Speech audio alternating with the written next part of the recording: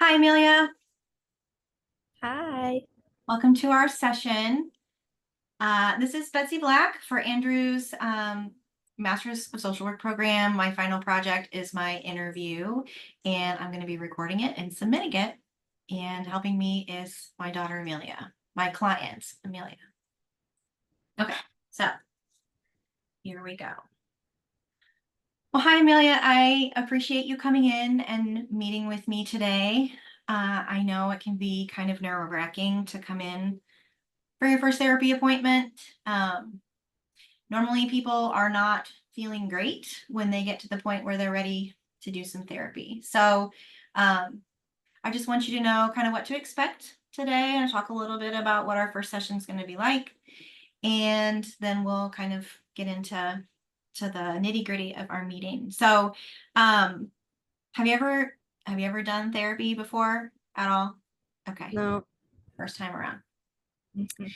So this first session is really, hopefully you don't feel any pressure. I'm just going to be, the pressure's on me. I'm going to be the one asking questions. It's a time for us to get to know each other. So you can kind of get a feel for me and how I work and my style, and if you feel comfortable with me.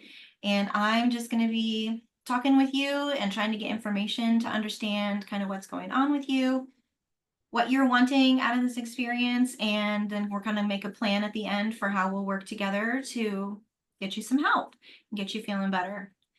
Um, I'm going to be taking notes because that's what really helps me remember things. So I don't feel like I'm not paying attention. It's the opposite. It's me really making sure that I'm attending the details.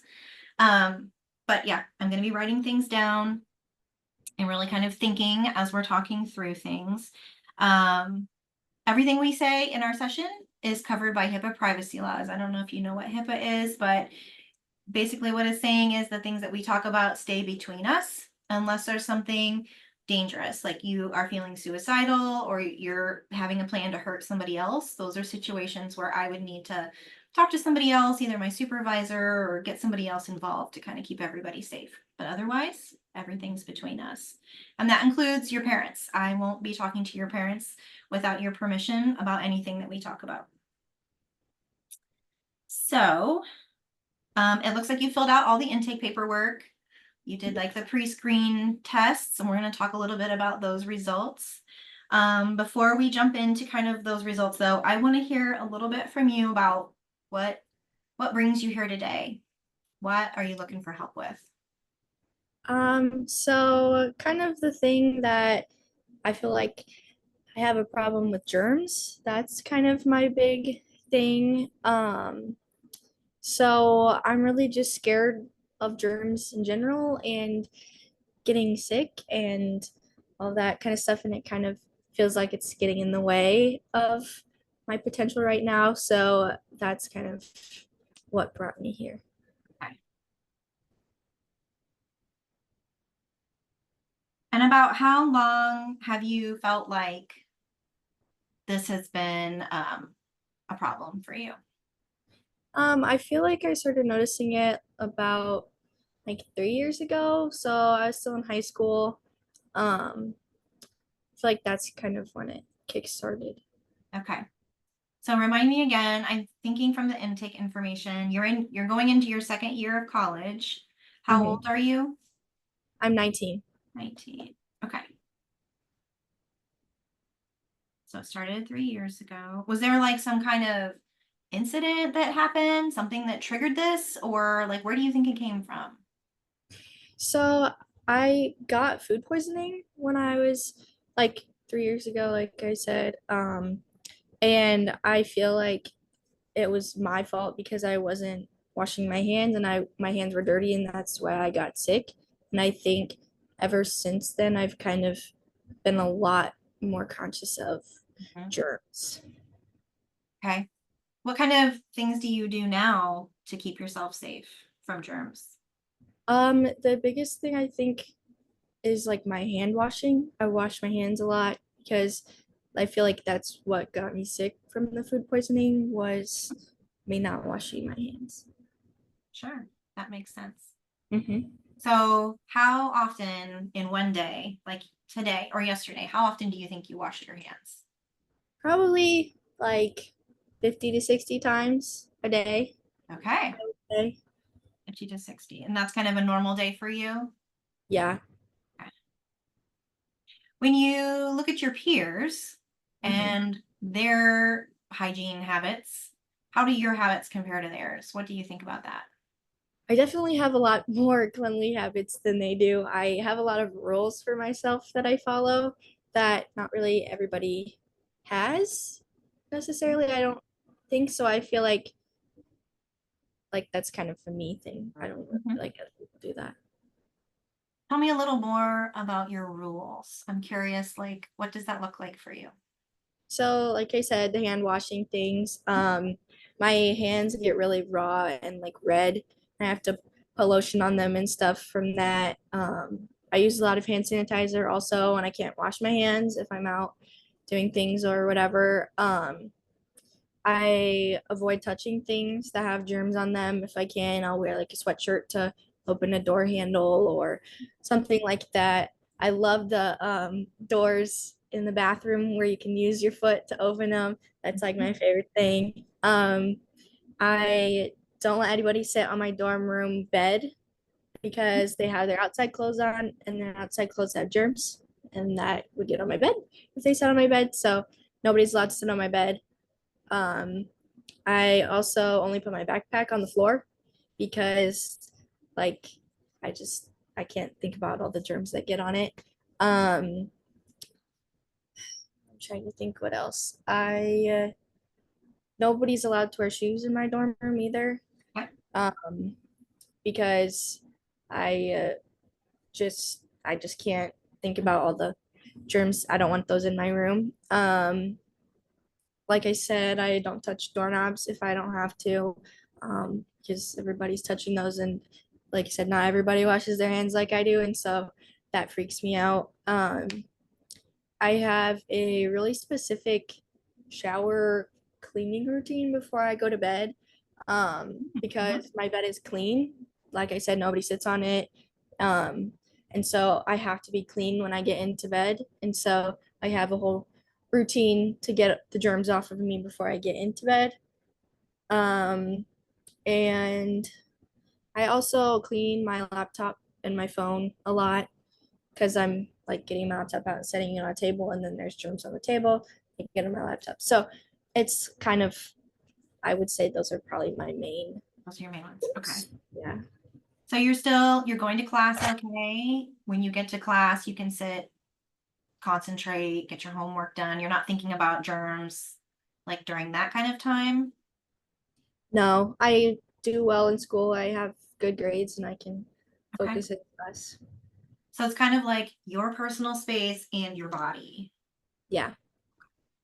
I imagine that must take a lot of time and Mhm. that could be pretty stressful for a college student who's busy Yeah. and living in close proximity with a lot of strangers. Yeah, definitely. Okay. You said you had food poisoning. Do any of your germ kind of thoughts have anything to do with like food, cleanliness of your food? Not necessarily. I feel like it's more my body being clean and like my Okay. hand Okay. and like stuff like that, not necessarily the Okay. food itself. Okay. So it's really common for people to have this kind of pattern where you've got these thoughts where you're just like feeling stressed because you don't feel clean. And then some of these things that you're doing, the rules that you have for yourself, the hand washing, the routine at nighttime, that those kind of behaviors, you're doing them because it helps you feel better. Is that right? Yeah. How long does that how long does that relief last? So you get into bed clean, like does that relief last or like how soon until you're thinking again about like germs? I think since I have such my specific routine, once I get into bed and I'm clean, then I'm not thinking about it because I know I've done what I need to do Okay. to be clean. Uh-huh. But, like when I wake up, then I it like goes back Starts into it. again. Yeah. Okay. So you're sleeping okay. Yeah. Okay. Sleep is a huge part of mental health, and it's super important for college students too. So that's something that we'll probably talk about throughout our work together, is kind of making sure that your sleep habits are good. That's a good foundation for starting things. So from what I'm hearing from you, it sounds like you seem pretty aware of what's going on and why you're doing the things that you're doing. And that really makes working on changing those things a lot easier because you already understand and can see it. Um, Tell me a little bit about your physical health. Have you ever been really sick? I mean, food poisoning is not fun, but like, have you ever known anybody that's been seriously ill or ever gotten sick since that food poisoning incident? Not really. I don't have like a family history of Okay. anything. I've never really been seriously sick other than that Okay. instance. So you're not taking medications for anything else. Okay. Mhm. Did you do like your pre-college physical? I know a lot of kids have to go like get their vaccines and stuff, and everything there was fine. Yeah, I Okay. was fine.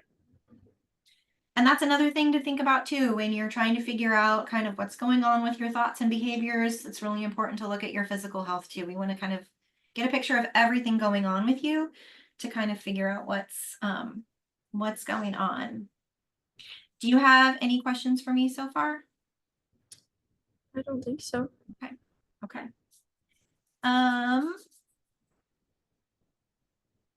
well, hearing from you kind of what your initial and what's currently going on with you is helpful. Um, I want to talk a little bit about the results of the pre-screens that you did. So I Mhm. had you do a screen called the PHQ-9, which screens for depression symptoms. And I had you do the GAD screening, which is like an anxiety screening, because it's really common that when you've got these like thoughts and behavior things going along together, going on, you've also maybe got some depression or anxiety too. So, it looked like your results were that you scored a 12 on the depression screen, which is kind of a moderate to severe depression. Like 15, 16 is like severe depression, and you were at 12. A lot of people score 5 would be like a mild. So it's like, it's not super severe, but it's kind of higher.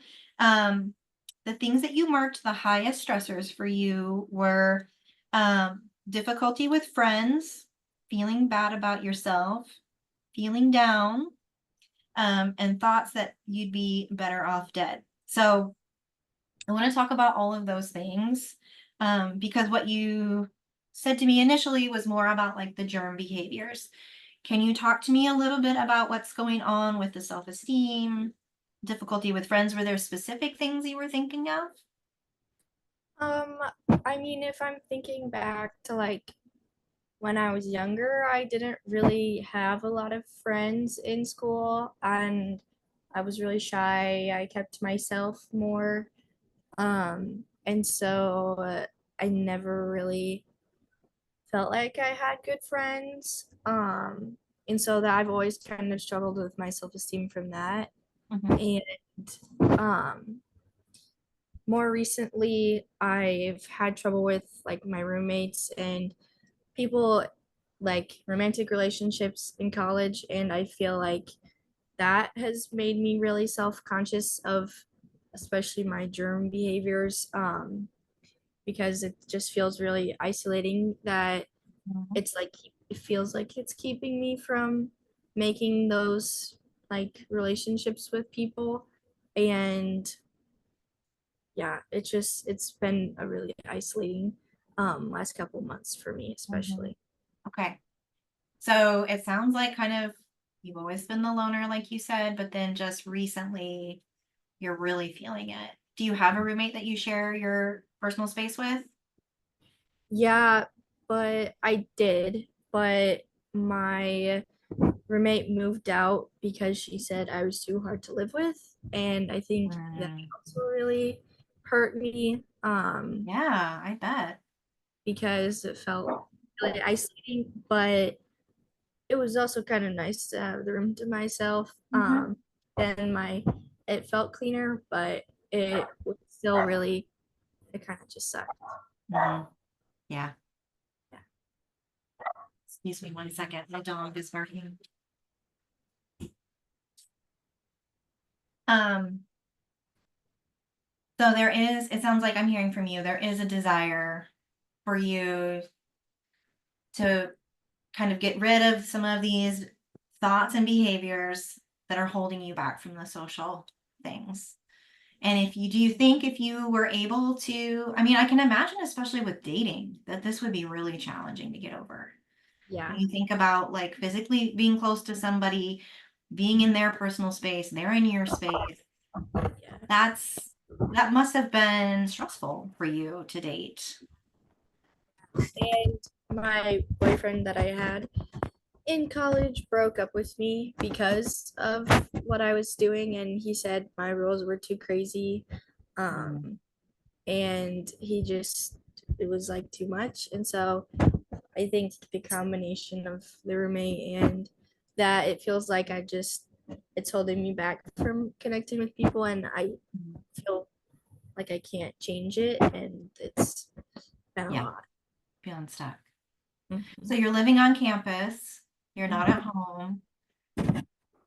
And when you're in college and you're living on campus, like social life is a big part of that experience. And it sounds like for you, that's what you're wanting for yourself. Not everybody wants that, but you do want that. Okay. Yeah. So I'm hearing motivation for change. Well, I understand like it is hard when somebody breaks up with you. It is hard to get rejected by somebody socially. It sounds like you're recognizing and you're self-aware. I just want to point out that's a really positive strength, again, for somebody who wants to make change. Kind of knowing like, I don't like this. You can identify like that did not make me feel good. I do not want to keep feeling like that. I want to move forward. So I think that's a really good strength for you. We haven't talked, you mentioned a little bit about friendships in your early years, but as a young adult, you're 19, you're not a kid anymore, but your family experience and your growing up years and your parents and their relationships are still a big part of who you are. So I'd like to ask you some questions about that time. Um, I think I saw on the screener that you're an only child. Is that right? Mhm. Tell me about your parents. Like who did you live with growing up? What was your childhood like? So, like you said, I was an only child. My parents got divorced when I was really little. I was a baby still. Um, and since the divorce, I don't, we don't talk to my biological dad. He's not in my life. He never really has been because I was a baby. Mhm. My mom remarried when I was 4, and the guy she remarried, his name is Eric. He's more like my father figure that I grew up with, living in the house together. Um, so I grew up in a middle class suburban household, and yeah, that's kind of how it's always been. Okay. So you and your parents, a lot of time with you and your parents, especially if Yeah. you weren't social. Um, what was the mood of your home? How did it feel? Was it a comfortable space for you? Were things on edge? I would say more on edge than comfortable. It was always, my house was always supposed to be clean. It had to be clean all the time. We would clean up the kitchen right after we would eat. My stepdad required that our house be like, he would always say immaculate. Um, and nobody was allowed to wear shoes in our house at all. You had to take them off at a specific place by the door. Um, I had to keep my room clean all the time, even though my parents were I had to keep it clean. Mhm. Um, my mom talked a lot about germs growing up. Um, and so I was kind of always been conscious of them from a young age. And we, my mom made us all go vegetarian, um, when I lived in the house, because she was vegetarian, so she just made us be vegetarian too. And since I've gone to college, I've kind of branched out from that, but it Okay. was like at home. So I'm hearing lots of rules. You grew up with lots of rules at home. Mhm. And when the thing about being a kid in a household is that you don't always have a lot of choice of what that environment is like.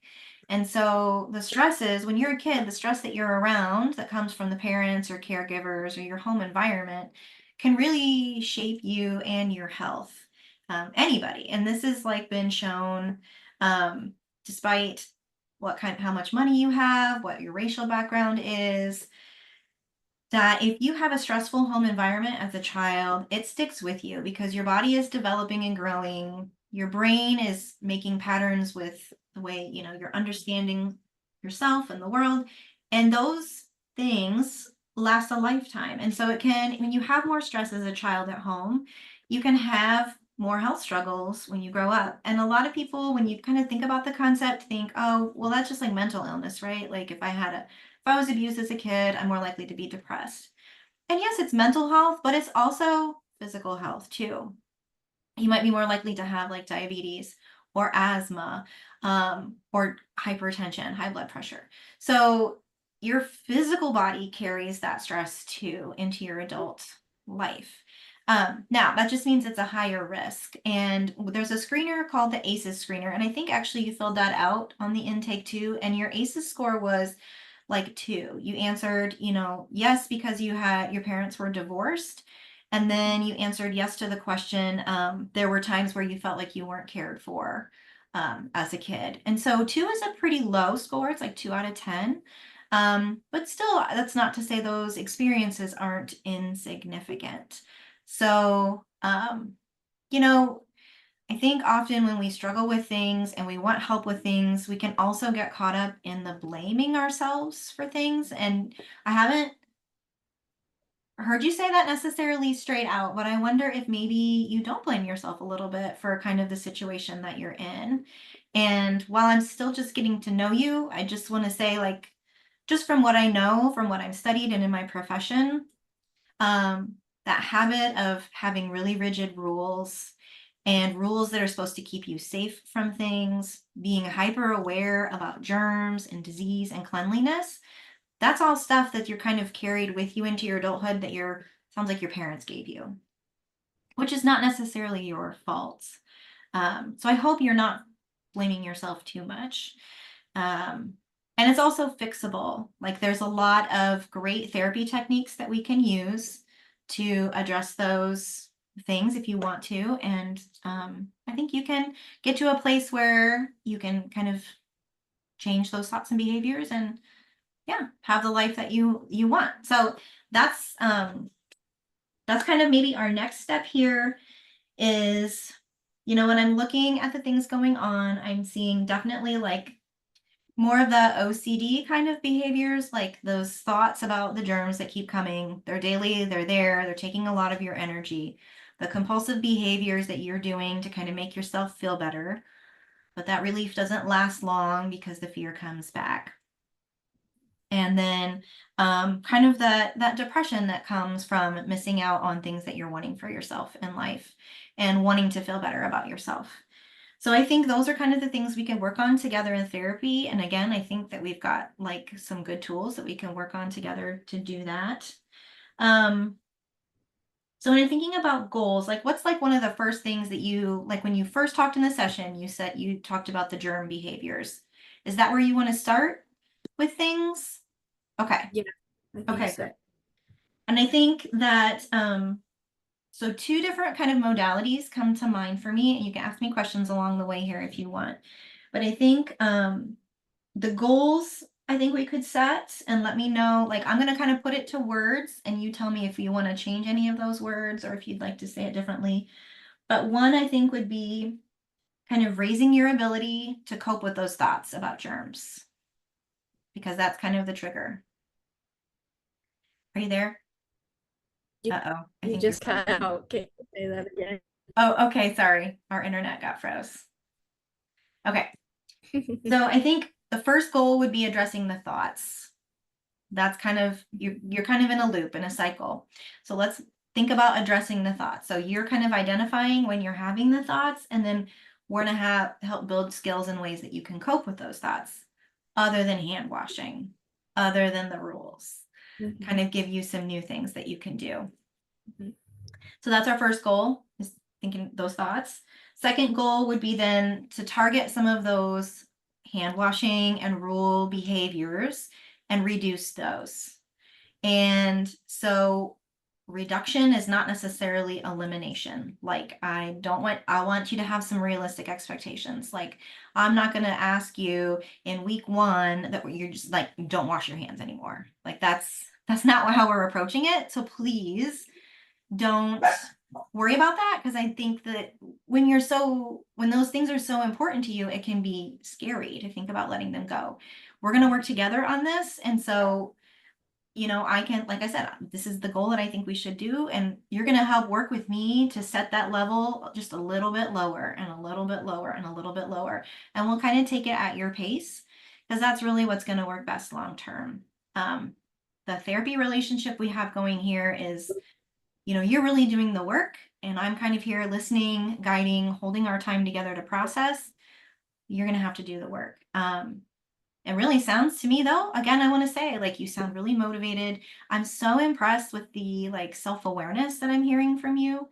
Like, that's a really good place to start. I think I'm excited because I think I'm not excited that you feel that way, but I'm excited because I think like we can really make some changes. Mhm. So we can meet every week if you want, or every 2 weeks.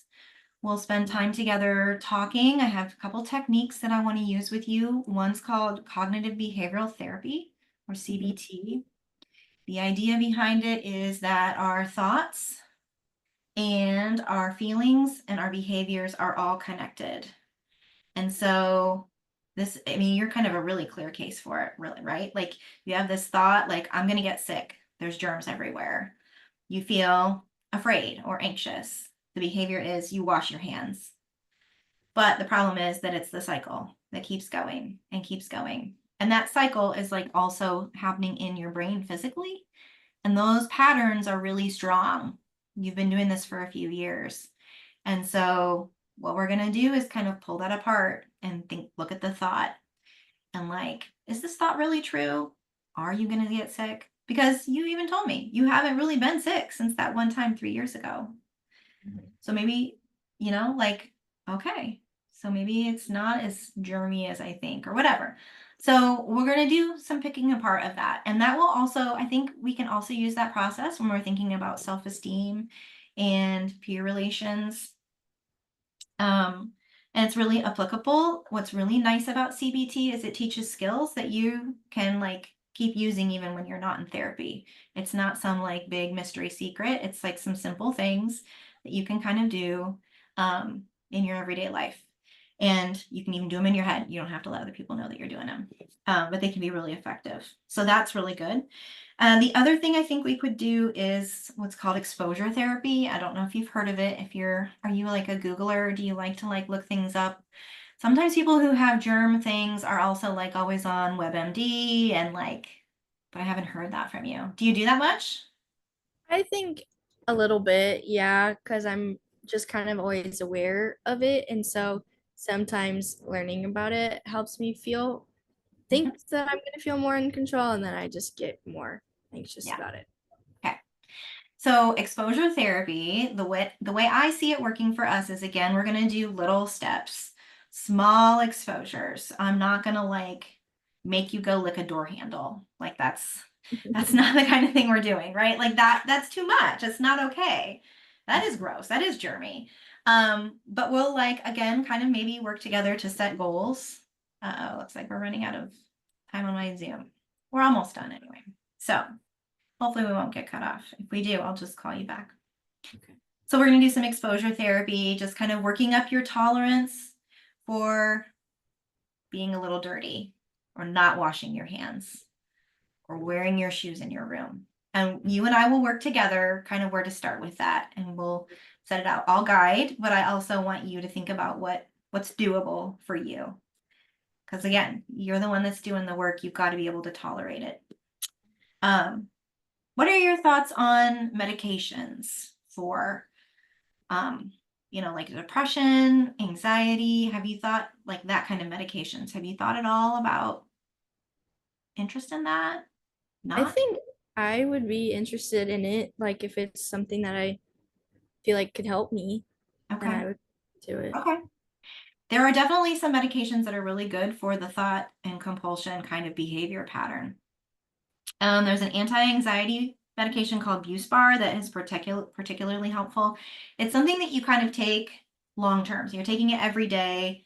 It kicks in at about 2 weeks after you start taking it, and you take it for a couple months maybe while we're doing this kind of intense work, and that might help you kind of reduce that edge, take the edge off of that fear so that we can really get some work done. That might be an option I want you to think about if you're open to that. I'm not a prescriber. I can't do that for you, but I can help you connect with somebody and work with them to kind of, it's another tool. We have options too. Um, you haven't talked a whole lot about like super intense, like panic or fear type symptoms, but there's also kind of, the group of fast acting medications that if we start to do some of this work and it's like really hard, stressful, you're starting to feel the panic, there's some options of medications that you can also take that kind of help you right in the moment bring down. And we can work on, again, we can work on coping mechanisms too to do that without medication. But I just kind of, at my first session, I kind of want to like lay out all the options. So being on a college campus, oftentimes, you'll have access to like the health center where you can go in and get that kind of stuff. Okay. Well, I feel like we've really done a lot together already, and I think maybe it's time to like wrap it up and bring it to a close for today.